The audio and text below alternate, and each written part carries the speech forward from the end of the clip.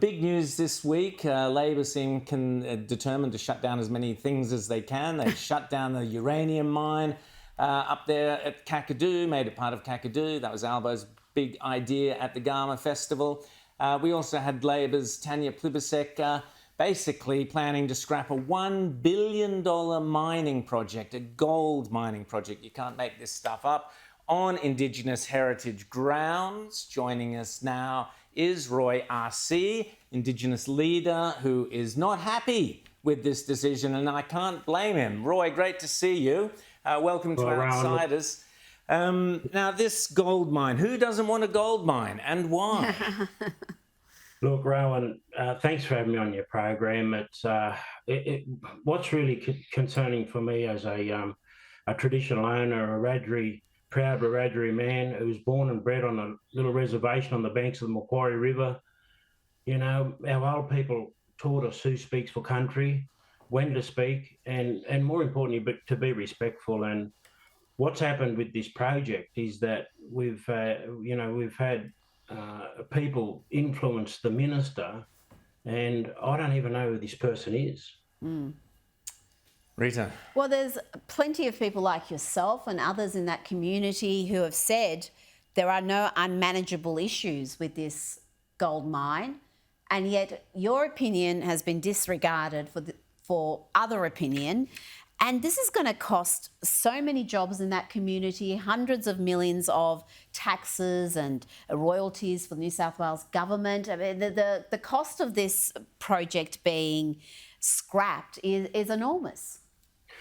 Rita, you know, what's concerning for me is that I've got a relationship as the former chair of the New South Wales Aboriginal Land Council. I led the organisation for 4 years under my chairmanship, 2 as a deputy, and I served 12 on the council. We know who's who in the zoo in terms of culture and heritage, Aboriginal issues.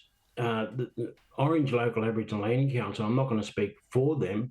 I'll speak about the whole of the network, but they haven't come out in opposition to this. Now, if they did, I wouldn't be on your program, Rita, right? So, and the fact that Orange Local Aboriginal Land Council doesn't receive any royalties from, a mine in their constituted boundary, I think is something else that we need to have a conversation about, because they should receive royalties, and because they've got a membership that they have to deliver to. They've got a community land and business plan under the provisions of the legislation, and they have to deliver on mandate. So, for the Land Council, not to come out and say they don't support it, I can't see what the issues are. James.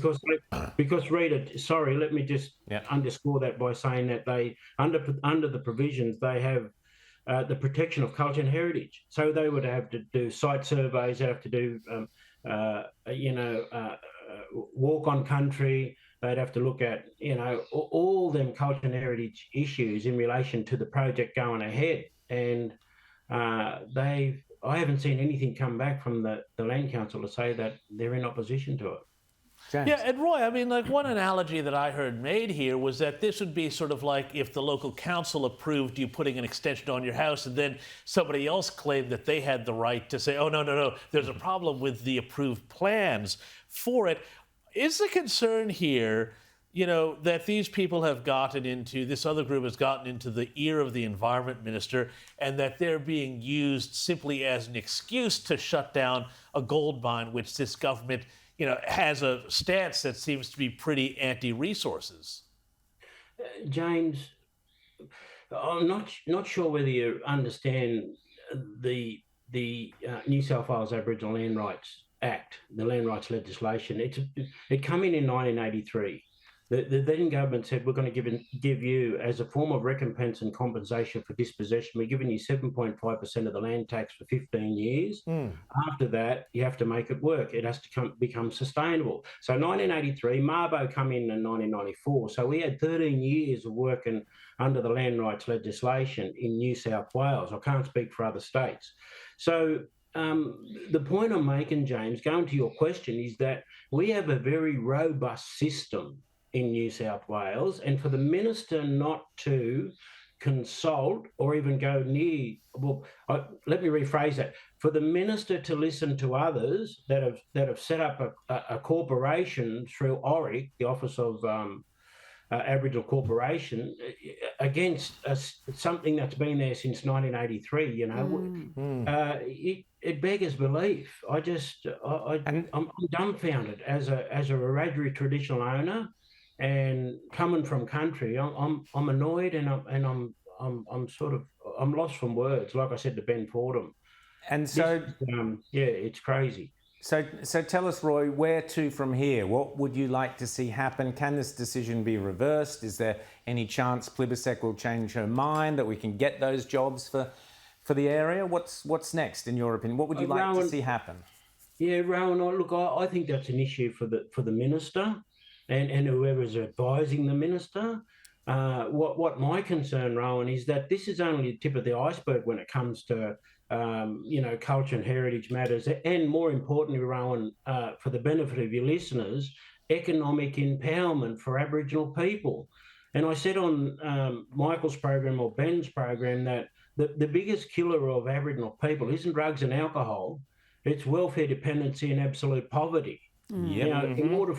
In order to lift our people out of that, we need economic empowerment, and the land rights legislation in New South Wales allows us to do that. But it's the Office of Environment has landlocked our local Aboriginal land councils. We got green corridors. We can't even go out and develop, on our own country. So the minister needs to, come and sit down and listen to our local authorities, and that's local Aboriginal Land Council. When there's no native title claim, the Land Council is the recognised Aboriginal party. They're called RAPs, and I don't know whether she's listened or he's listened to our people. It's frustrating. Roy, more broadly speaking, do you see these Aboriginal heritage laws being hijacked by different types of activists who are just anti-development, and this is a means for them to block big projects like this? Is there a danger of that happening, or is that already happening? Oh, look, Rita, I think it's already happening. We've got these groups that are pinning the colours of red, black, and yellow to their mask, and then coming out and using that as a ways and a means to run their own hidden agendas, and it's got to stop.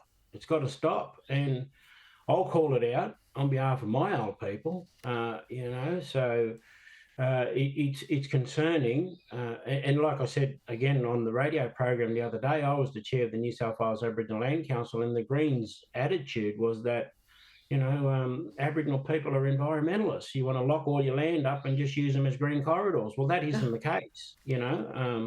We've got a mandate to be able to make sure that, and you ensure that future generations have an opportunity at this wealth. We own 40% of the country and we're broke.